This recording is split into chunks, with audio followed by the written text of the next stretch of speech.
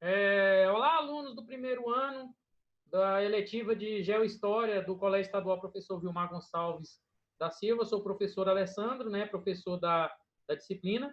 Vamos dar continuidade aí nas nossas videoaulas, né, falando agora a respeito dos impostos na capitania de Goiás, né, porque quais metas, né, mecanismos que a coroa portuguesa utilizava, né, para cobrar os impostos, né, do ouro retirado aqui na capitania de Goiás, tá ok?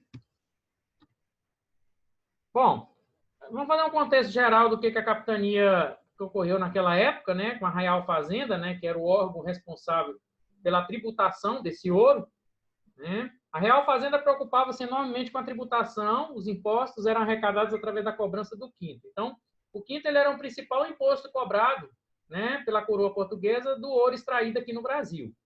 Para aprimorar a arrecadação e evitar sonegação, em 1720 foram instituídas as casas de fundição, que eram locais que faziam a cobrança desse quinto, né? Juntamente com a lei que proibia a circulação do ouro em pó, além da delação premiada. Ou seja, o ouro em pó ele era mais fácil de ser contrabandeado, né? Então a coroa proibiu esses atos, né? Essa medida gerou descontentamento entre os mineradores que se rebelaram em Vila Rica, em Minas Gerais, né, que é a atual Ouro Preto, sob a liderança de Felipe dos Santos. Então, e a coroa reagiu, né, fez o desfecho dessa rebelião, né, dessa rebelião. E Felipe, o principal, vamos dizer assim, incentivador dessa rebelião, foi enforcado e esquartejado. Então, à medida que a arrecadação caía, né, devido ao esgotamento das jazidas, a fiscalização da coroa portuguesa arrochava mais ainda para cima dos mineradores, né? Então, foi criada a captação, que era um imposto cobrado por cabeça de escravo que o minerador possuísse, né? Então, quando não tinha mais solução com relação ao ouro, cobrava pela quantidade de escravos, né? A Real Fazenda ela não admitia que o ciclo do ouro estava esgotando, né? Então, a coroa portuguesa ela não aceitava isso. Então, a arrecadação caía, né?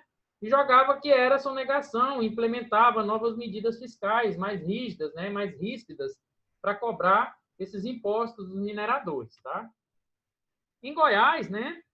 Era cobrado 20% do quinto, né? O quinto era 20% aqui em Goiás. Ou seja, já previsto nas ordenações filipinas, criado por Marquês de Pombal, né? Instituída em 1603. O quinto nada mais era que um imposto cobrado pela coroa portuguesa e correspondia a 20% ou um quinto de todo o ouro encontrado na colônia. Tá? Então, um quinto de todo o ouro encontrado na colônia pertencia à coroa portuguesa. E esse imposto ele era cobrado nas casas de fundição. Era obrigatório o sujeito, o minerador, que retirava esse ouro, tinha a obrigação de passar nas casas de fundição, como está colocado aqui para vocês no exemplo abaixo, né, nas imagens abaixo, tinha a obrigação de ter a obrigação de passar por esses locais, né, senão ele era acusado de contrabando, né? Para onde todo o ouro extraído deveria ser levado, derretido e colocado em formas denominadas quinteiros. No fundo da forma havia uma espécie de brasão real, uma espécie de marca, né, que ficava impressa na barrinha de ouro depois de solidificada, para sugerir ou para supor que aquela barra de ouro ela tinha passado pela fiscalização da coroa portuguesa. O ouro quintado era devolvido depois de descontada a parte devida à Real Fazenda. Nas Minas de Goiás, variou ao longo do tempo o seu sistema de cobrança, né, em Goiás. Entre 1726 e 1736, o quinto era cobrado na casa de fundição instalada em São Paulo, o que facilitava a prática da sonegação e reduzia os ganhos da fazenda real. Era quase impossível fiscalizar devido às grandes distâncias, né? Então, a casa de fundição, no início, ela foi construída na central da capitania. E aí se tornava muito difícil a fiscalização por parte da coroa devido à distância. Para combater essa negação e partindo da ideia que era mais difícil ao minerador esconder o escravo e o ouro extraído, de 1736 a 1751 partiu-se para o sistema de captação, né? Cobrar por escravo que tinha, em que o imposto era cobrado na forma de um valor fixo por cabeça de escravo, né? A injustiça dessa forma de cobrança reside no fato dela desconsiderar as diferenças de rendimento de cada escravo, em função da maior ou menor riqueza de várias minas e datas, né? Datas aqui, lembrando que a gente viu na aula passada, são lotes, né? Onde se concentrava a retirada desses ouros, né? Pessoal, um tema agora muito importante que a gente vai observar é a questão do imposto, né? Continuar com esse imposto da captação e a secessão, ou seja, a separação, né?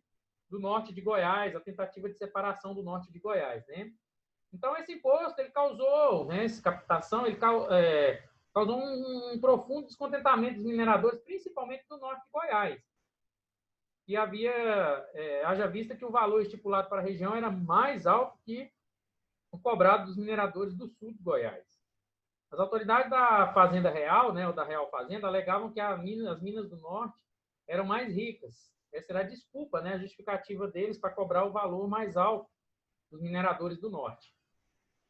Descontentes com essas atitudes, né, da Real Fazenda, os mineradores do norte ameaçaram se rebelar contra a autoridade do superintendente das minas em Goiás, para se subordinarem ao Maranhão ou mesmo criar uma nova capitania. Então, nasceu aí o desejo de uma separação, né? Separar essa parte de Goiás, né, do restante, né? O norte do sul de Goiás, né? Pode-se considerar esse ato como um fundador do desejo de separatismo da época, né? Em 1751, né, houve a cobrança do quinto nas casas de fundição, tá?